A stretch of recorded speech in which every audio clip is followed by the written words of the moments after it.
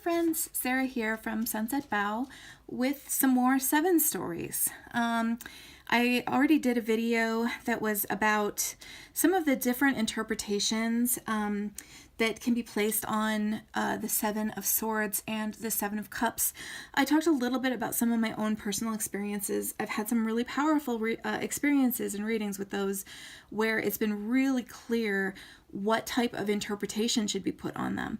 And so I thought in this video I would talk a little bit about the 7 of Pentacles and the 7 of Wands.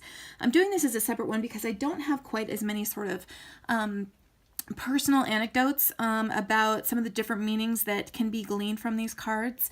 But I do find it very interesting how the range of meanings is sometimes expressed through different decks. And so I did pull multiple different examples of these cards as well to just sort of talk a little bit about, you know, what those different meanings are and some of the different ways that they're expressed and the sort of range of meanings that can be put on these cards and readings. So I wanted to start with the 7 of Pentacles. So what I'm showing here on top is the Rider-Waite-Smith 7 of Pentacles. And, you know, there is a real strong range of meanings that can be placed on this card. I think 7 cards in general, I don't know, I think, you know, 7 as a number is both very magical, but also kind of disruptive. You know, it's an odd number. It's a prime number. It's, you know, it's kind of an unstable number, but a very magical number. And so that's kind of why I think that, you know, some of the different interpretations of the 7 cards can be so wildly different and can have so many different, you know, meanings across the board. But the 7 of Pentacles, I think there are some particularly interesting interpretations of the 7 of Pentacles in here. So the top one here, of course, is from the Rider-Waite-Smith. And, you know, again, as always with the Rider-Waite-Smith, you can read a fair amount of different interpretations into it. You know, it is relatively ambiguous. You know, when you look at this guy, there's a couple of different ways you can see what's happening here. You know, the first thing that you can see is he has his hoe and he's kind of leaning on it, indicating that he's maybe been working really hard. And there's this whole, you know, bush or vine that has all of these pentacles growing on it. And so, you know, one kind of immediate thing that comes to mind is to say, oh, well, you know, he's worked really hard and now he's reaping the rewards. Enough said, you know, he's done this work and he's gotten there and he's getting what he wanted. But there are other ways of reading it as well. You know, when you think about how the thoughtful look on this guy's face sort of reads, it can maybe indicate that, I mean, it doesn't indicate necessarily that he's thrilled about what he's seeing here.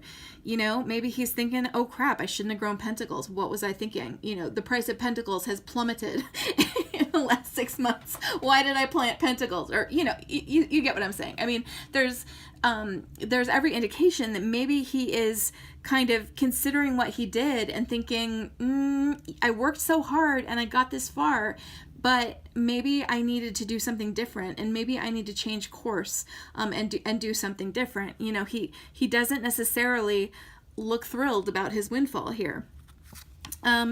And, you know, different cards that you see also have different meanings. I mean, the 7 of Pentacles, I feel like in the Everyday Witch, doesn't have quite as much of the connotation of, you know, maybe I should change course that you can sometimes read into the Rider-Waite-Smith. I mean, what you see here is this woman, she's growing grapes, right? She has this beautiful grapevine that also has the pentacles growing on it.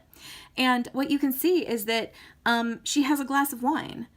It seems apparent that what she wants to do is grow grapes and make wine, and she's seeing that she's part of the way there on her progress toward her goal of eventually having wine.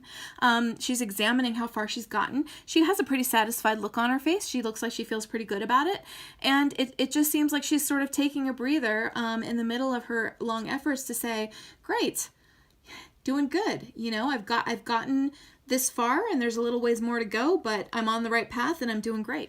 Now in the Raven's Prophecy, you know, here what we see again is we see vines being trained to grow up a lattice, you know. So again here, and these are just little buds growing on the vines. So again here, what we're seeing is that sort of sense of accomplishment, of being part of the way there in a task, but not necessarily being the full way there. It doesn't necessarily have that implication of considering a course correction that some of the other cards do. Here with Anna Kay, I do often feel like there is more of a suggestion here of maybe needing a course correction. You know, the guy's face here reminds me a lot of the guy's face in the Rider-Waite-Smith. He doesn't seem necessarily thrilled about his crop here. You know, it looks like there's all these pentacles kind of growing in the earth, and he's dug up one of them and he's not necessarily happy with what he's seeing, you know, and maybe thinking I should have done something different. So again, I feel like there's a little bit more of that suggestion of a course correction in the Anna Kay. Now, I particularly like again the textured tarot, Seven of Pentacles here, because it shows an artist.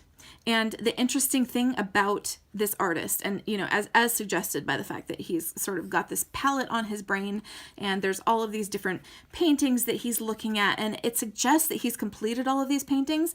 But I think what this really makes me think of, and this might also just be the fact that my stepdad is an artist, and so I know kind of how his brain works, and he's always looking for the next interesting thing to do. You know, he doesn't want to churn out the same thing over and over again. He's always thinking of what's his next idea going to be, what's his next project going to be, how's it going to be different than his previous projects. And so that sense of considering how far you've come and then considering what the other options for the future are is I think really strong in the textured tarot Seven of Pentacles, which I really like about it. Now, the mythic tarot Seven of Pentacles is truly fascinating, you guys. So this is the pentacle suit in the mythic tarot depicts the story of Daedalus, who, you know, is this, you know, in the Greek myths, he's this very famous inventor. He creates all kinds of, you know, very special magical things. He is the designer of the labyrinth on Crete where the Minotaur is kept. He is the creator of the wings that he finally uses to escape from Crete with his son Icarus, but then Icarus flies too close to the sun and the wings come apart and he ends up dying. So, you know, Daedalus definitely represents work. He represents ideas. He represents, accomplishments in the material world that are very much suggested by the Seven of Pentacles. But what you see here is so fascinating, because this is the Queen of Crete. And if you'll recall the myth here, the King Minos of Crete refuses to sacrifice a bull to the god Poseidon. And in response, Poseidon curses his wife to be sexually attracted to cows. So yeah, she wants to bang a bull, guys. So what she does is she goes to Daedalus and she says, hey, can you figure out a way for me to have sex with this bull? Because I really want to do that. And that's what's depicted here, is her offering him something and asking him, can you fashion something to allow me to have sex with cattle? Okay. And as you can see, he's quite disturbed by that offer. And what ends up happening is he does eventually build her a wooden cow that she can hide inside to have sex with the bull. And the offspring of that union is the Minotaur, which Daedalus builds the labyrinth to keep the Minotaur confined. And then that's how you end up getting the whole story of Theseus and the Minotaur, which we're all familiar with. But so this to me is such a fascinating Seven of Pentacles, because it's not just a course correction for him. He is really, he's had all these accomplishments, but he's really being asked to do something kind of gross and terrible here, and that he really doesn't want to do, and that he feels is horrible and immoral and wrong.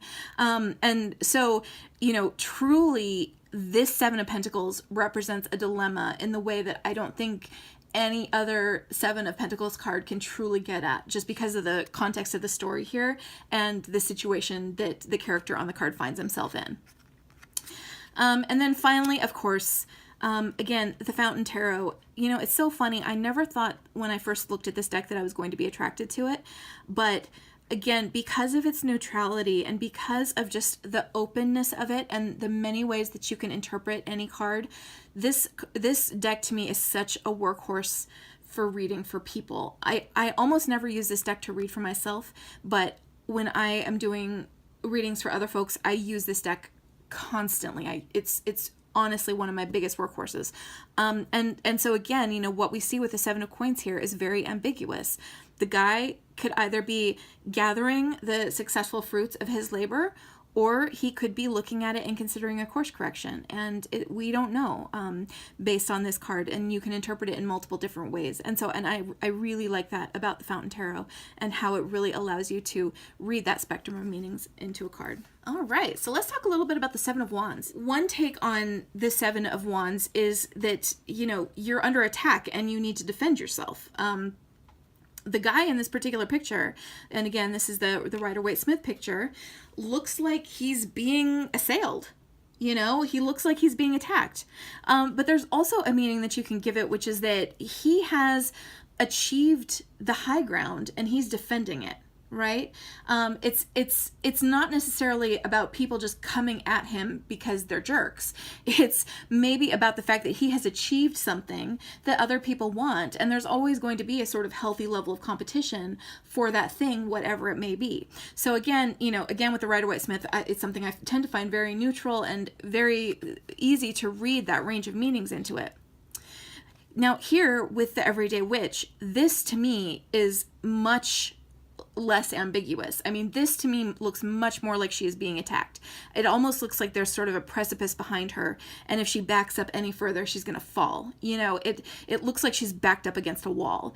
There isn't necessarily like a high ground here that she's claimed. It's more that she's just got some people coming after her, and she looks very threatened, and her cat also looks very, very threatened and pissed. So this to me feels a little bit more one-dimensional in terms of a take on the Seven of Wands. I do like the Anima Mundi take on the Seven of Wands because it has kind of that implication of triumph, and there's less of that sense of being assailed. You know, again, this branch in the middle has flowers on it, so it has this sort of suggestion that there's been one person who's successful and who's achieved something, but then there's all these other ones sort of clamoring to be the next, you know, and it sort of implies that healthy level of competition that is always going to be there for any given achievement. You know, if you go after something and you achieve something, there's always going to be other people who want to achieve it as well, or who maybe want to take your position, and you might have to be defending that position against other people. And that's not necessarily a bad thing always, but it is definitely something that you're going to have to consider if you find yourself trying to achieve a position that is a place that other people want to be, and maybe only one person can be. The Seven of Wands and the Raven's Prophecy, all of the wands in this deck are illustrated as flames. And what you see here is you see all these tiny little flames, and there's a hand over them protecting them from the rain.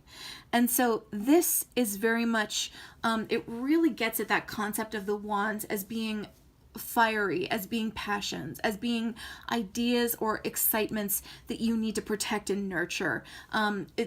It gets at that idea of fire as creativity that you're really guarding. And I think Maggie Stiefvater, when she talks about how she drew the wand suit in her deck, really gets at that idea that, you know, really when she thinks about wands, she is thinking about creativity. And so she's not really giving this the normal spin that you see, you know, where it's sort of like, you know, Seven of Wands and the Rider-Waite-Smith guy being attacked. You know, this is very much about how when you have that sort of spark of an idea, that spark of a passion, that spark of creation, you need to nurture it and protect it and make sure that nobody's going to come and rain on your parade, right? And so I really particularly like this one because it's less violent, and it's more about nurturing something and protecting something. There's less of that zero-sum kind of feeling that you get from some of the other depictions of the Seven of Wands. Here is the Mythic Tarot Seven of Wands, and I find this one interesting because all the wand suit in the Mythic Tarot comes from the myth of Jason and the Golden Fleece. And the conflict that's being depicted here in the card is basically, you know, Jason goes to Colchis, the fleece is there, you know, he ends up defeating the Hydra and doing all of the different things to take the Golden Fleece. And here it depicts him fighting with the men of King Aeetes of Colchis when they're trying to prevent Jason and the Argonauts from getting away with the Golden Fleece. The protagonist of this card is the one trying to take something, you know, not the one who's defending something, which I find really interesting because, again, it gets at more of that concept of competition, you know, of the fact that if you have something, somebody might come along and take that thing, and you might have to fight for what you have. And that's not necessarily a bad thing, you know, to have to fight for what you have. That maybe, you know, somebody comes along who's worthy of taking it from you. And so again, it's a very sort of different sense of the competition just because of the sort of swap of positions where it's, you know, sort of the protagonist of the card is the one attacking and the antagonist of the card is the one defending. And then again, here we have the Seven of Wands from the Fountain Tarot. And this guy, again, I find this to be a very, very neutral kind of take on it. The thing that I find very interesting about this is that if you look at his face, he doesn't necessarily look super upset or threatened. This one, you can put the interpretation of it that he's being assailed. You can also put the interpretation of it that he's in a state of healthy competition and maybe is even enjoying it a little bit. You can put the interpretation of it that, you know, he is trying to, you know, protect his position because, again, behind him there's stairs indicating that he is on his way up and he still has a distance to climb, and he's just sort of having to protect that position from other people who want to take it from him. So there's a lot of different things that you can do with this card. And again, one of the reasons why I like the Fountain Tarot for reading for other people, because I think that there is such a neutrality to it and it makes it very easy to put a wide range of interpretations on. So anyway, that's the end of kind of my discussion of the sevens in tarot.